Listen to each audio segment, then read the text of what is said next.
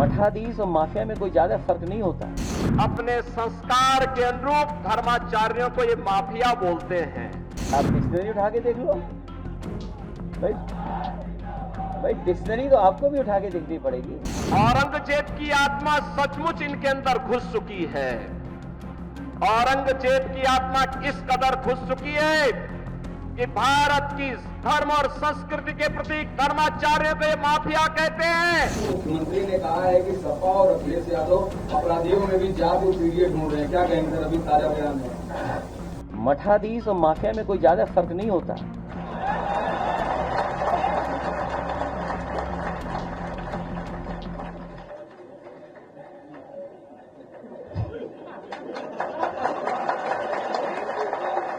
नहीं, अगर आप डिक्शनरी उठा के देख लो भाई डिक्शनरी तो आपको भी उठा के देखनी पड़ेगी। और ये सूची, ये जो जानकारी आप मुझसे ले रहे हैं, जो मुझसे कह रहे हैं, सरकार ने खुद जारी किए हैं, कई अखबारों ने खुद जारी किए हैं वो नाम, वो नंबर्स।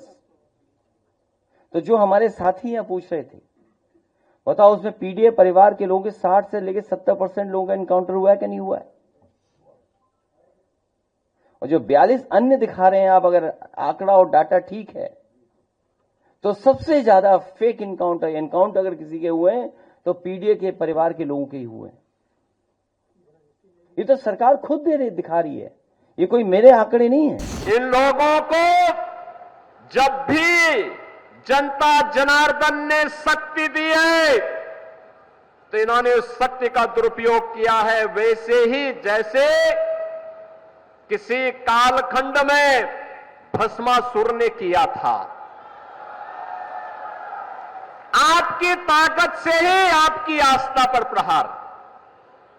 अगर केंद्र में कांग्रेस की सरकार हिंदुओं को दबाने के लिए सांप्रदायिक विरोधी कानून लाने का काम कर रही थी, देश में राम सेतु को तोड़ने का कार्य कर रही थी, अयोध्या में राम मंदिर के मार्ग में बाधक बन रही थी, देश के अंदर कश्मीर में उग्रवाद को पनपा रही थी, देश की सुरक्षा में सेल लगाने का काम कर रही थी, तो समाजवादी पार्टी भी तो उसी के नक्शे कदम पर चल रही थी, उसी नक्शे कदम पे चल रही थी।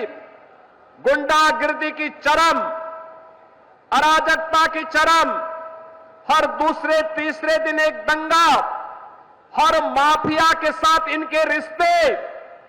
और समाजवादी पार्टी तो ये माफिया और अपराधियों के सामने, दुर्दांत माफिया और अपराधियों के सामने नाक रगड़ते थे और अपने संस्कार के अनुरूप धर्माचार्यों को ये माफिया बोलते हैं।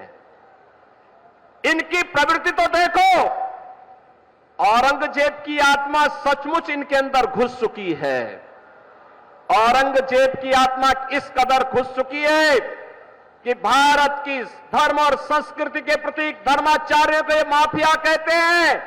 और जो संगठित अपराध में लिप्त थे, भूमाफिया, वन माफिया, पशु माफिया या संगठित अपराध में संलिप्त माफिया को के सामने ये लोग घुटना टेक करके नाक रगड़ने का काम करते थे। अगर आप ये वीडियो YouTube पर देख रहे हैं तो हमारे चैनल को सब्सक्राइब करें और बेल आइकन को दबाना ना भूलें। अगर आप Facebook पर ये वीडियो देख रहे हैं तो हमारे पेज को लाइक करें।